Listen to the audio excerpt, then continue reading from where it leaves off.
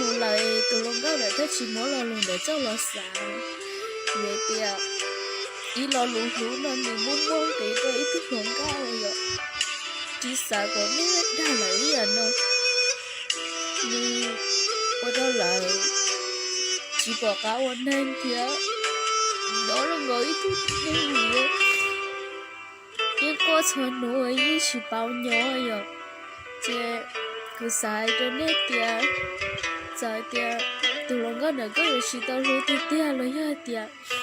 có chuyện tôi nó nuôi gì đó này à tức là lùa chỉ chén có số mua hai đôi mẹ không có lẽ người do có rồi người do có chị đừng lúc xé khỏi trở này đừng muốn chỉ tao khỏi tiêu đừng muốn chỉ tao tôi xé chỉ đừng muốn tôi xé lo người lúc xé chỉ đồn trái cơ rồi chị cái gì chúng ta xé tiệt nhớ tiệt chỉ lúa tù lên đó là tiền có chỉ sợ tôi ra đà rồi có mùa là chơi mình cứ chỉ nhồi nhồi con nè thiệt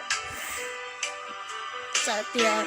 nó sẽ hào à này nhớ cái nợ nó xin để lo yêu hay tiệt có ý lo luôn chẳng chế nữa có hay cái đó nữa là chơi nữa sai luôn gọi nó sẽ hàng nữa nhưng cái sắp lại ra nữa rồi cái nó sẽ hàng ra hết tiền này chưa mình để không xin bạn này với lúc sĩ hậu ôm muốn muốn vậy rồi có tôi qua luôn luôn ra nữa có chỉ đi mua lại nhưng đầu này nó khủ khủ xía giờ thì á nó chỉ đã lúc này tiêu rồi có gì cũng xả tiêu